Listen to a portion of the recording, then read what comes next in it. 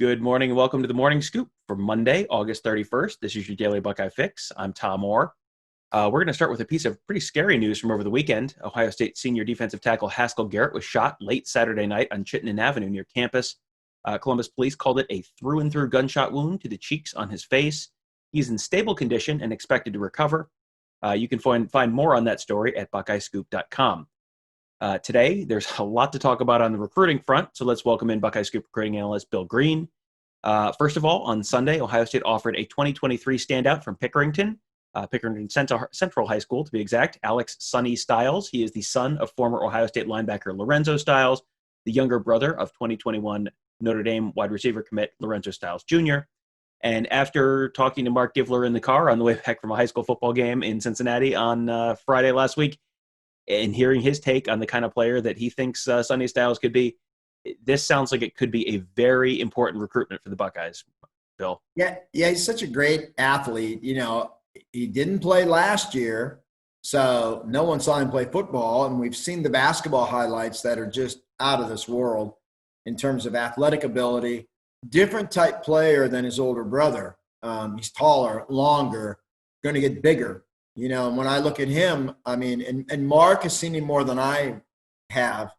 So I'm really interested in talking to Mark about Sonny. I mean, we don't know right now because he's so young, but is he Sam Hubbard in 5-6 years? Is he C.J. Hicks? You know, is he this just unbelievably big, long, athletic safety that, you know, we don't know. But what we do know is he's the most talented athlete in his class, I mean, by far. So, you know, I think Ohio State's in great shape to land him, even though his older brother is going to Notre Dame. So we'll see. I mean, it was kind of an offer that a lot of people really knew was coming.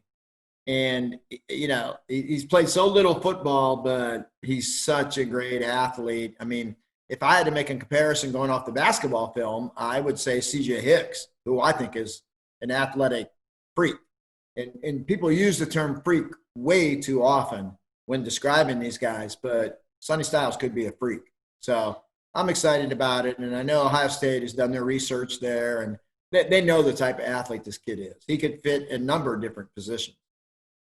Yeah, Mark was sort of thinking he might be like an outside linebacker or maybe defensive end kind of type, but yeah, as a 2023 prospect, there's a few years to let him develop and sort of see what he grows into. No doubt. Yet he and his Pickerington Central team are going to be playing out in my neck of the woods this weekend at Newark. So I'm planning on going to see that game if everything works out with media access and games happening and all of that. So yeah, right. I'm looking forward to seeing him this week.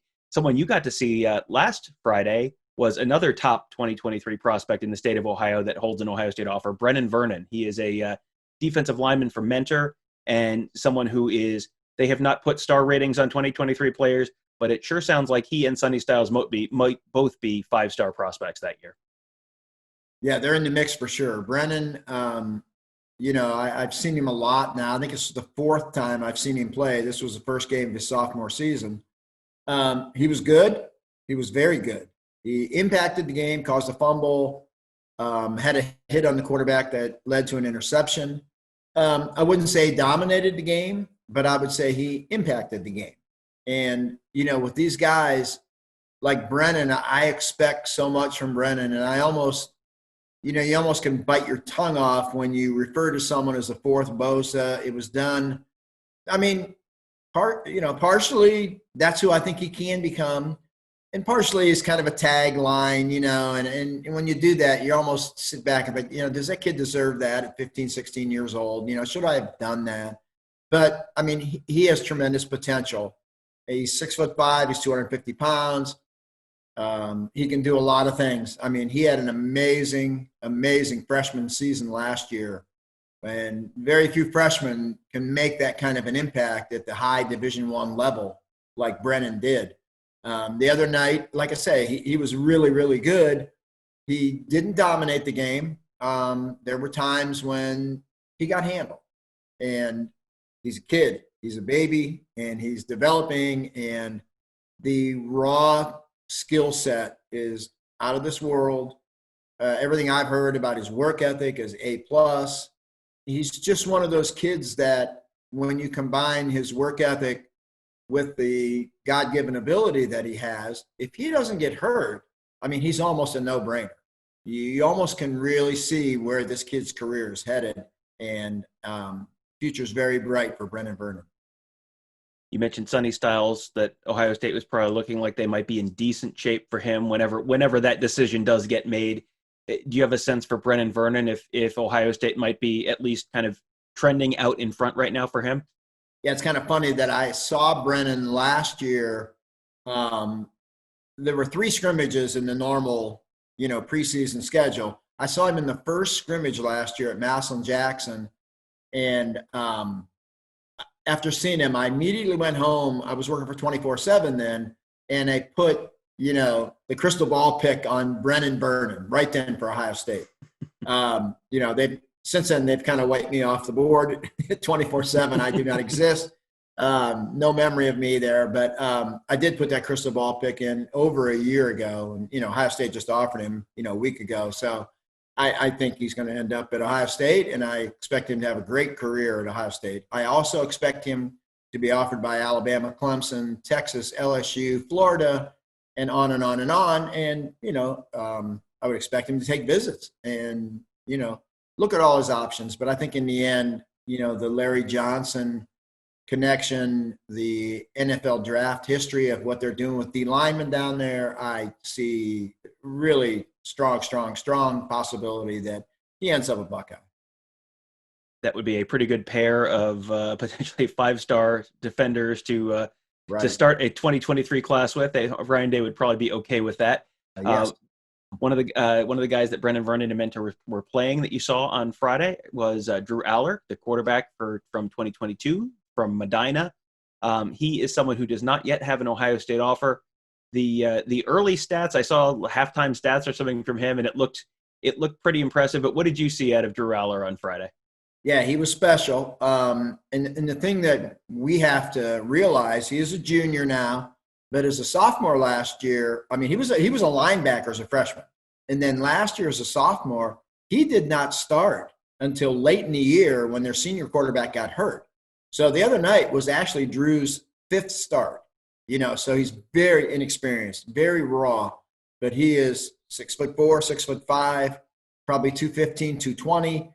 He can run better than I ever thought he could. He really had a great game running the ball, and he threw, I think he was 17 for 26 for 135 yards, 150 yards, something like that. And he got hurt right before the half. Now, when he goes out of that game, his team was losing, I think, 20-19, and you could tell it was going to be a 45-44 game, and whoever got the ball last was going to win.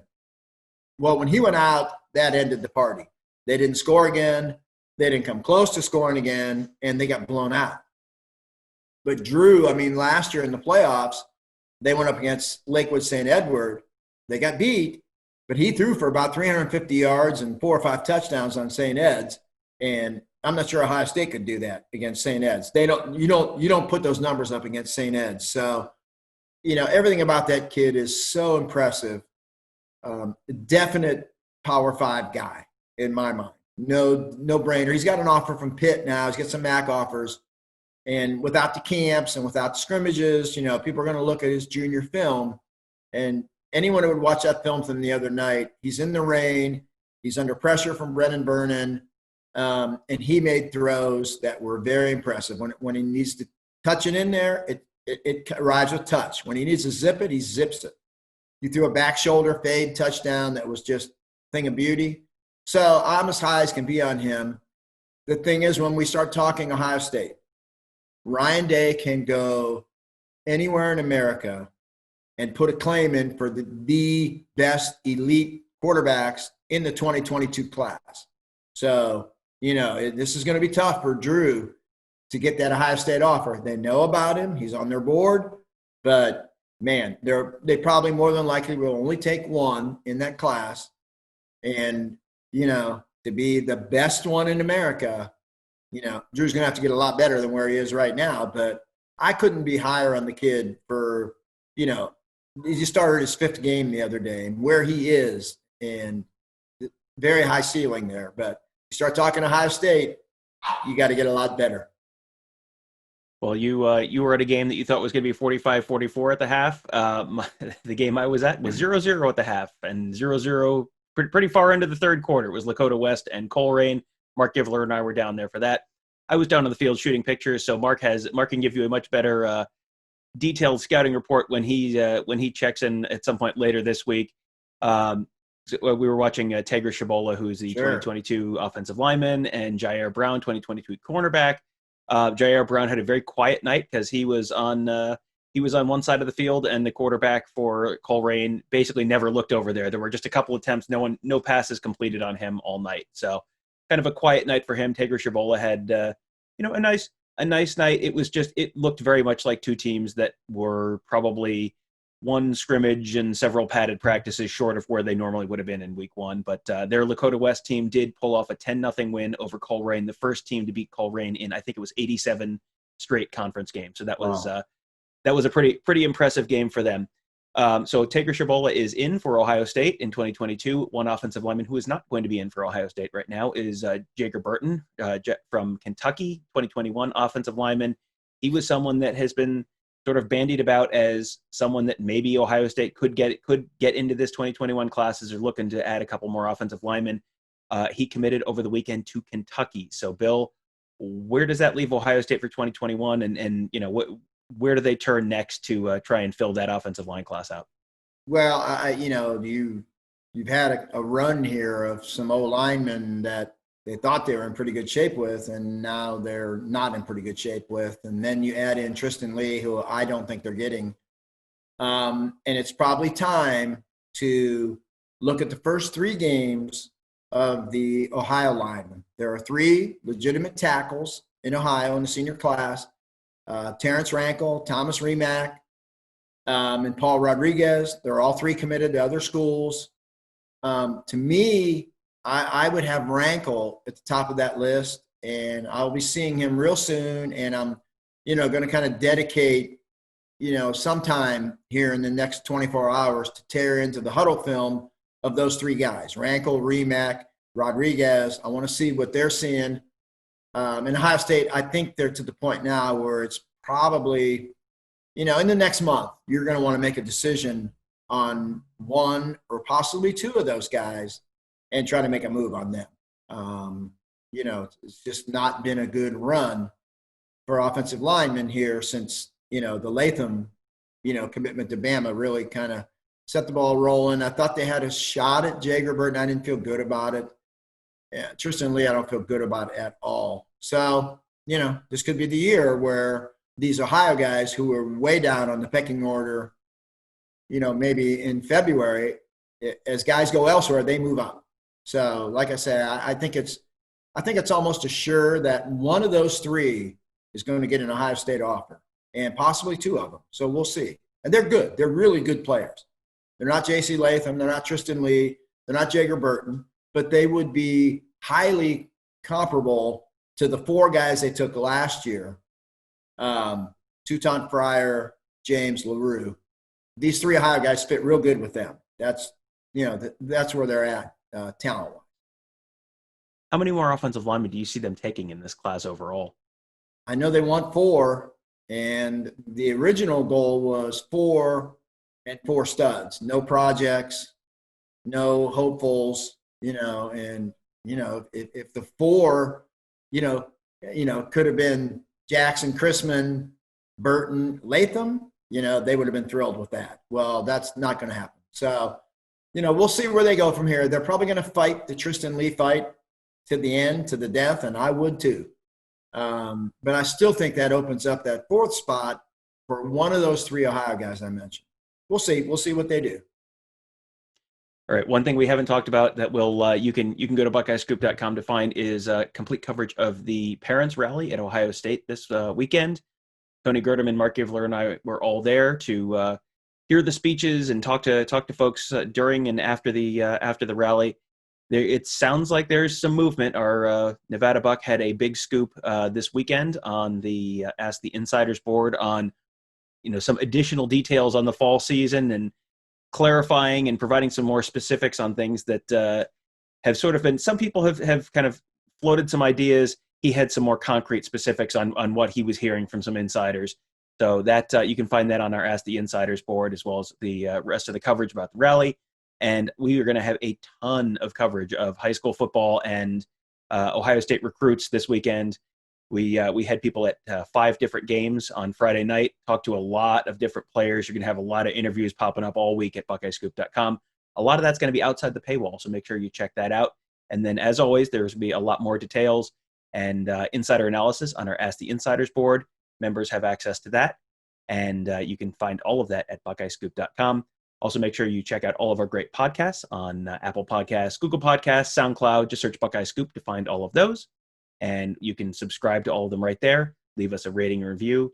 The Gives in the Bank podcast that Mark does with that Bill does with Mark Givler is absolutely a must listen every week if you are into recruiting.